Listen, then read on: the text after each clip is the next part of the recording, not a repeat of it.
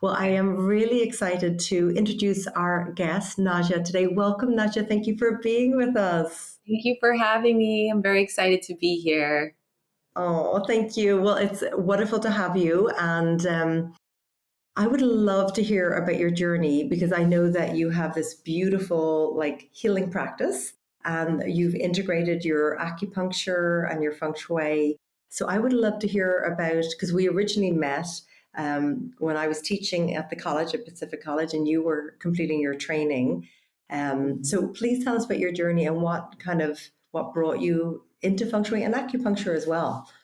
Yeah, it's interesting that the first memory that just came in was not what I was really planning on leading with, but I'll just lead with this anyway, because I remember when I first started my journey at the school at Pacific College. It's now called Pacific College of Health Sciences, I think, but back in the day we used to call it PCOM for short. Yeah. Yeah, when I was just starting out, I had a wonderful encounter with a man he was just like a man of spirit and a man that just spoke the language of nature. His name was John Chandler. And I remember the first time that I had a session with him, and he was kind of like my mentor, like spirit coach, life coach, like when I was first starting out at school.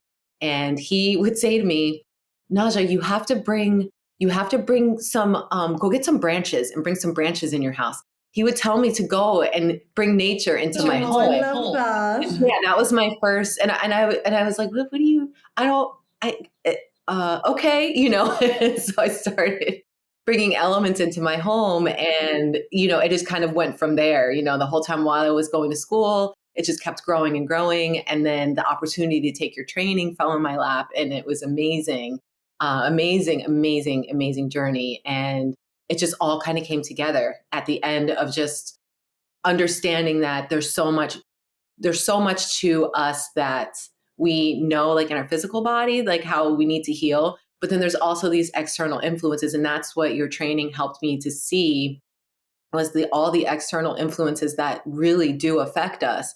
And so my practice when I started out of school was called multidimensional healing. And it was for body, soul, spirit, and home.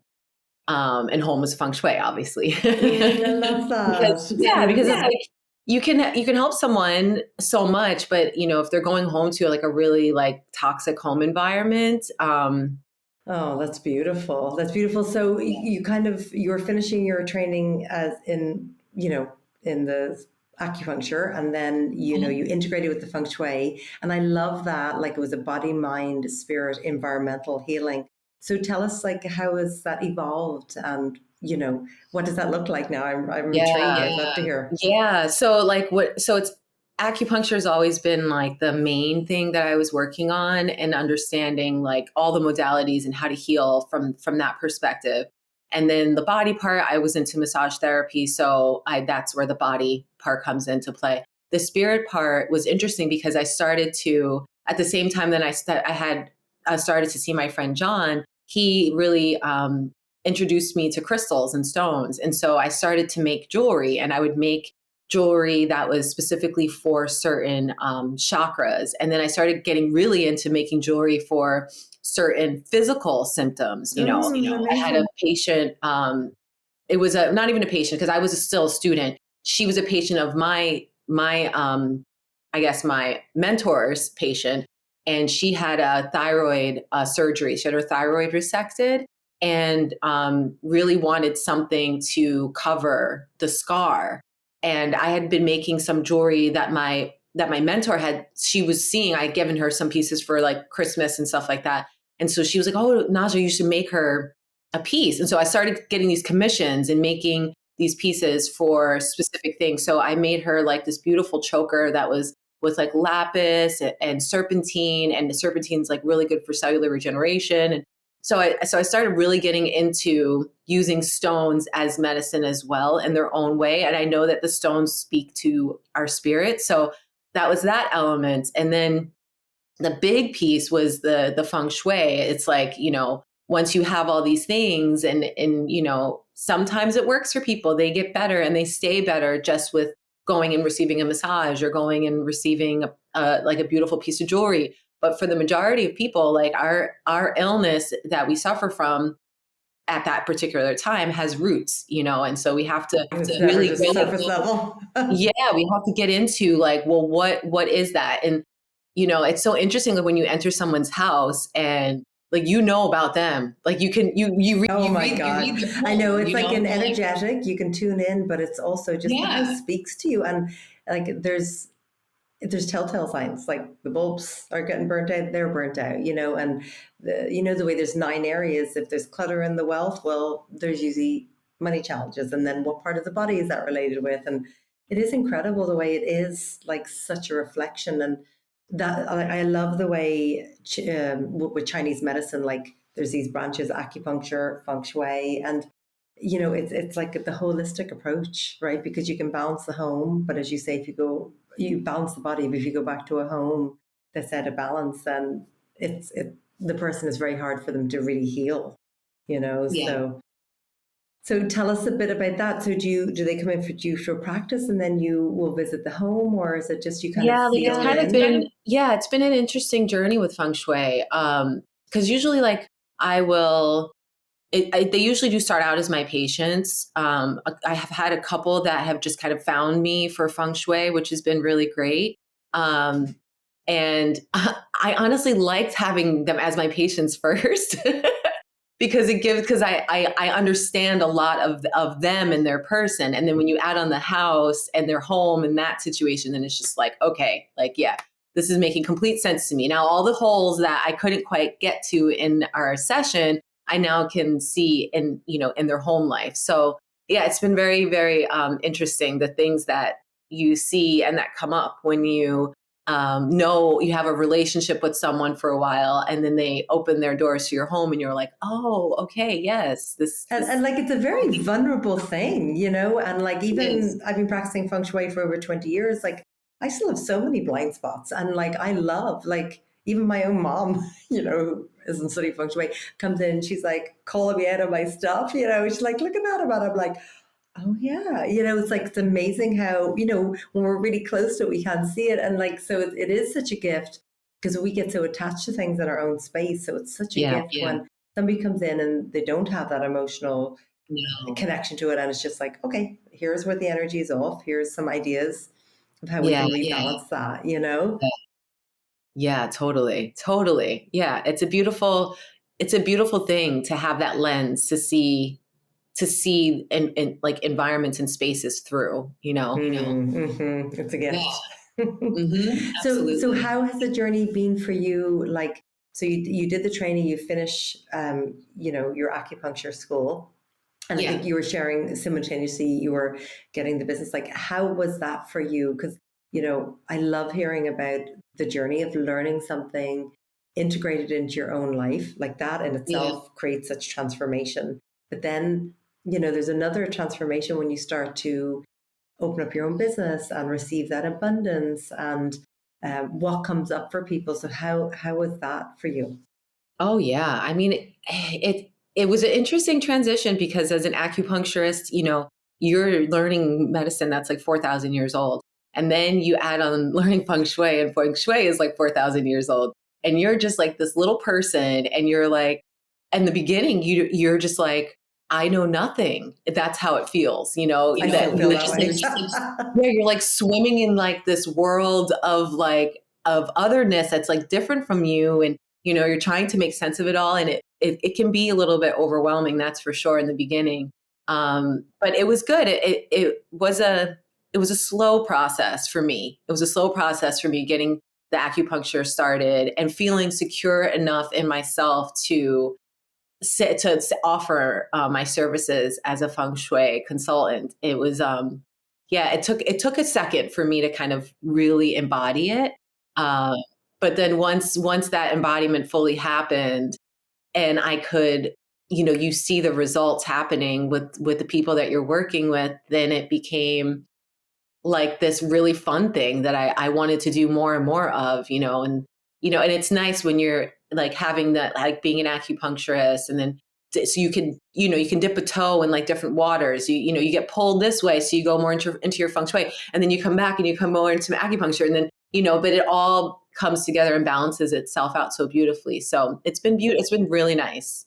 That's gorgeous. It's gorgeous. Yeah. And what would you say? I'd love to hear from like, do you have a favorite story, feng shui? Like, just because, I just did a consultation the other day, and it had been a while, I done an in-person one. And I was like you, was like, this is so fun and it's so powerful. And oh my gosh, like it's blissful going to somebody's space and how you can just start shifting the energy from one that's blocked to one that's like flowing. So share one of your, like, what you It's feel is just kind like, of. it's interesting because it's like the stories that happen where it's like, you don't really know. I mean, you have your questionnaire, right? So you have them fill out everything to like generally what's going on in their lives and like what they want the feng shui for.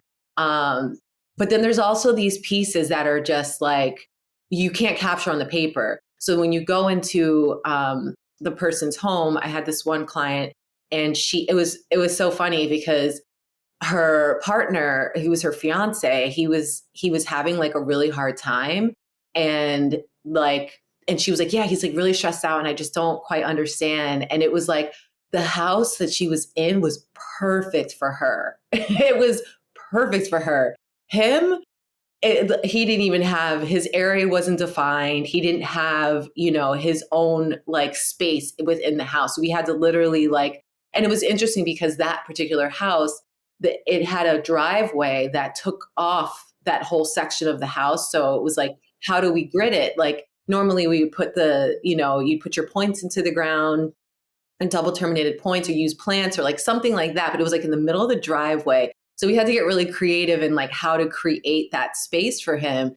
And yeah, then their lives became like so totally like perfect. Oh, And they had like this more perfect. balance, because it sounds like maybe he wasn't being honored in the space, or empowered and supported. And then it's amazing how when it's like, okay, it's really supportive for one, but okay, let's equally lift that other person up, and then it creates more harmony in the relationship too. So that's so cool. Yeah, they had a beautiful, they got married, they had this like fantastic wedding, everything went off without a hitch. And she was very worried because he was just so stressed, and she was like, I don't know, I just don't know. And it's like, well, let's try and see what we can do with this space, because he needs to have, I'm like, this is the space he needs to have for him. So once we figured that out, then it seemed like everything just like smooth sailing from there. So that was beautiful.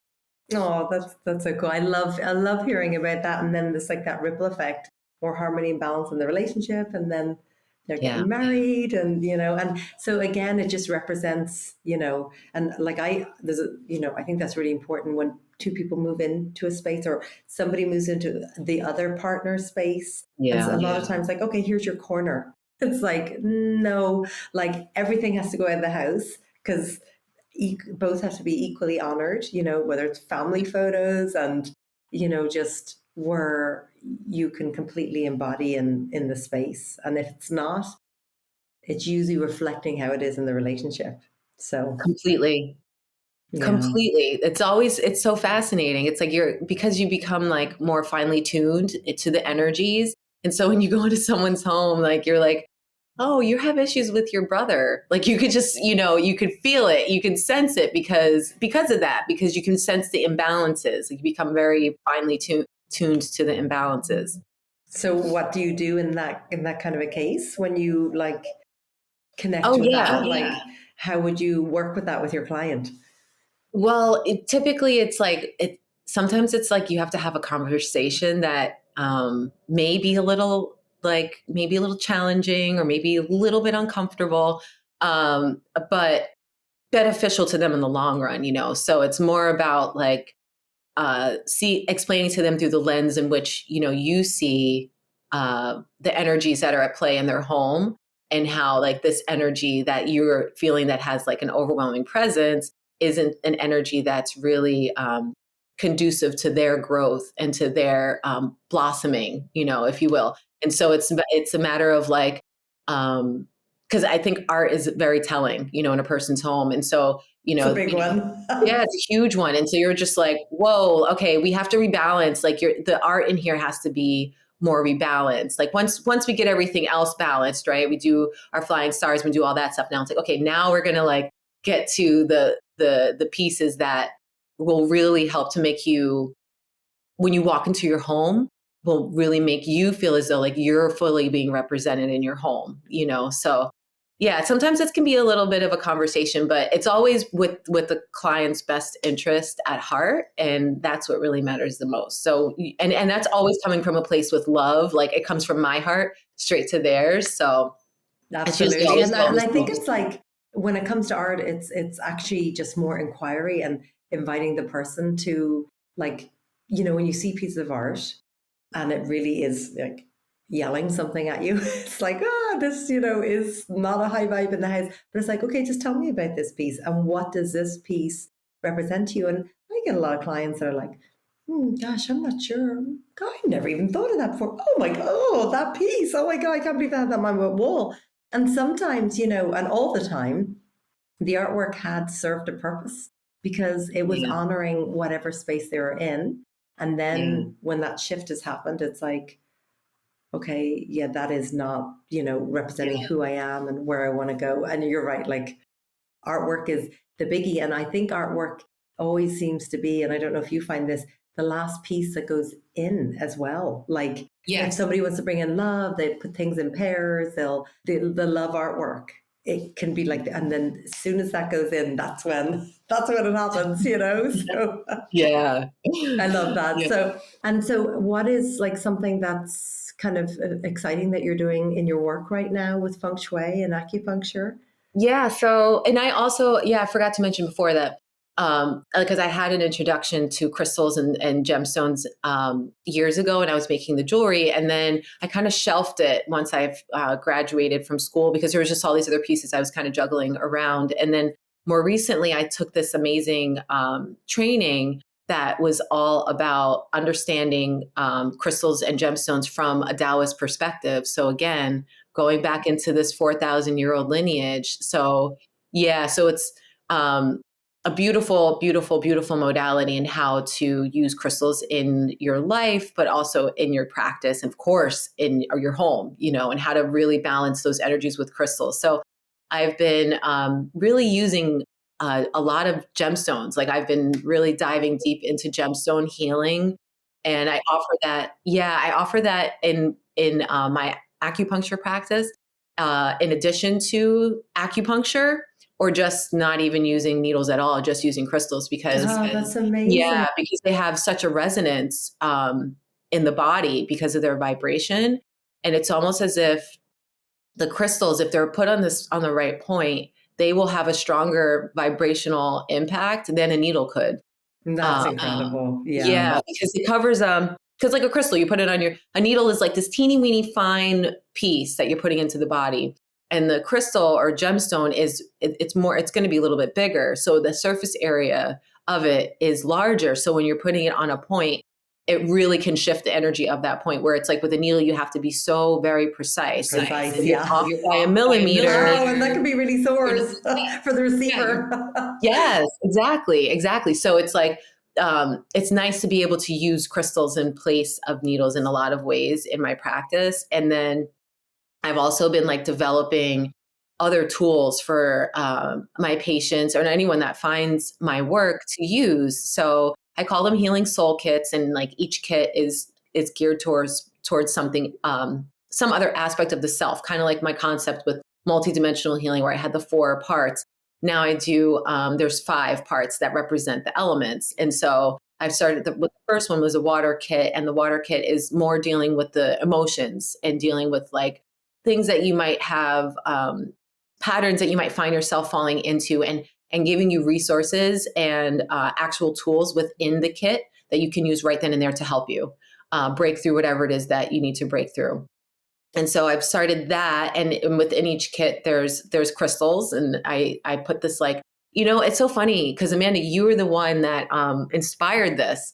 It's called That's amazing. I love hearing that. I mean, I know we use like crystals a lot in Feng Shui because placing them in certain locations, like for wealth or love or health or whatever it is. So is that how I inspired it? Yeah. So for this, in this particular, this is a healing kit. So, but I remember you saying when we did the training, how when you were a kid and how you would bring all the different elements into your house, and you'd bring rocks and you'd bring moss and you'd bring whatever you could find, you know? Yeah. And so in the first box that I've created is like a little crystal healing garden. And inside it's like this little shadow box, and you open it up and it has this bed of moss. That was like your inspiration. So it's, yeah, bed of moss. And then we put like 3 crystals in there with instructions on how to like properly meditate with your crystals, because there's so much misinformation out there on like how to actually connect with crystals and all of that. So I wanted to make sure that each box has its own little message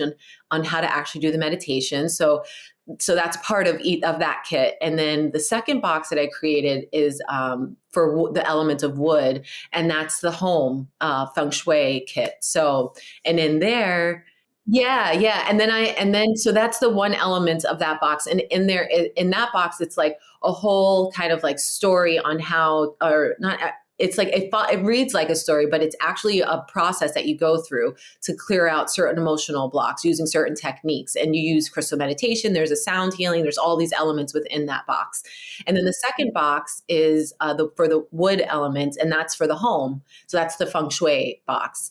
And so that one has all the tools for to have your own home Feng Shui consultation, but it's also like we're doing it together. So I give them the tools, and then they get their box, and they have a QR code that they scan in the box when they're ready, and then they can upload all of their images that they have gathered, because I have them take images of the house and the floor plan, and then their compass reading, and then their phone compass reading, and I have them send that all to me, and then I look them up on Google Earth, and we figure out exactly like making sure that we have the sitting and facing completely correct, and then we do the reading from there. And so what that box is like the things that you would need like kind of right away, like you'd want to clear the energy, you'd want to, maybe if you have certain areas that need to be blocked off, you know, we'd want to do that to make sure that the space is completely contained.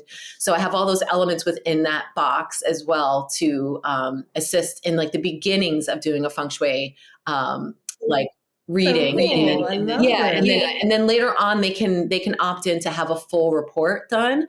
But in the beginning, it's a matter of like, let's get this ball roll. The 101s, like clear your clutter, space clear, you know, that's so cool. And then you bring in the classical feng shui, the flying stars and all. That's so amazing. Oh, I love these. I just wanted to kind of create some tools that are not just for the people that I come in direct contact with, you know, exactly. So I need to have a resource to point people and patients back to that are interested in some of these things, because it's all about how much can I be of service, like how much can I do, you know, and if you look at like, you know, the internet and, you know, all of that, you can do a lot more than you can.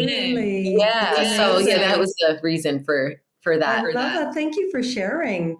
And what I'd love to kind of close our interview with, would you share, because of your beautiful knowledge with all that you practice and share, what are 3 of your main kind of spiritual self-care practices that really allow you to stay in balance and your vibration like high, you know, feeling good? Share some of your top tools with us. Okay. I mean, it's been a beautiful journey discovering these tools, that's for sure. And if I had been asked a few years ago, my answer would have been different, you know. But these days, it's definitely meditation is my number one. And it's so funny because I hated to meditate. That's why I did yoga. Like, and even though meditation, and like yoga is to prepare you to sit in meditation, and still like, and I would make myself sit in my meditations in yoga, and then I'd be like, okay, I'm done. Like, I don't want to do it anymore, you know.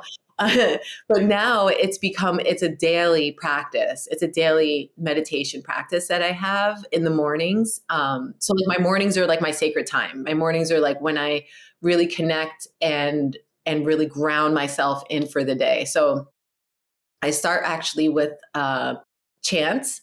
I do this chant, very simple. It's a Hatha chant from the Kundalini lineage, and it's a chant for like abundance, and it's a chant to the divine.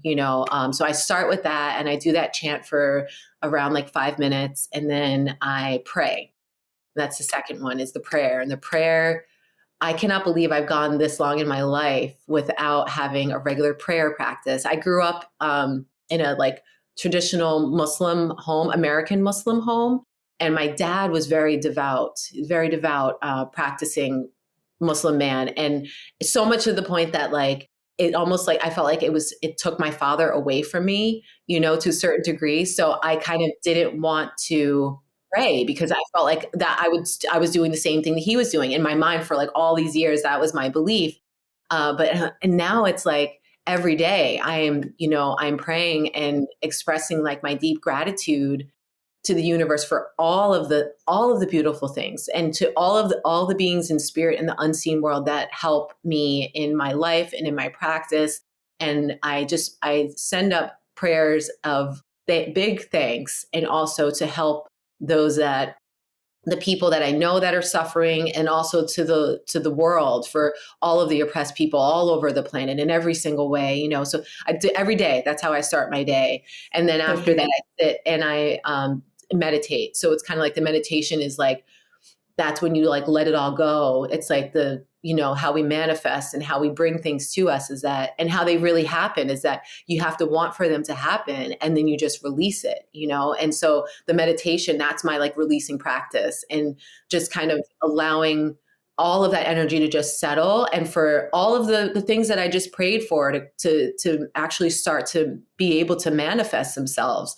And so like that's just like one of the meditations I do, but I do a bunch of different ones. Sometimes I switch it up into other ones, but yeah, those are the three: the chanting, prayer, and meditation every day.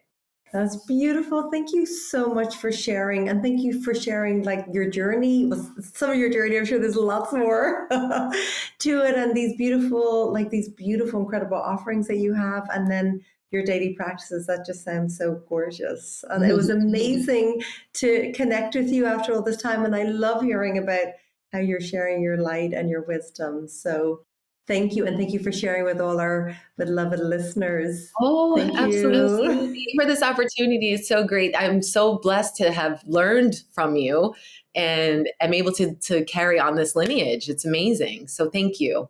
Oh, thank you, love. Wonderful having you here.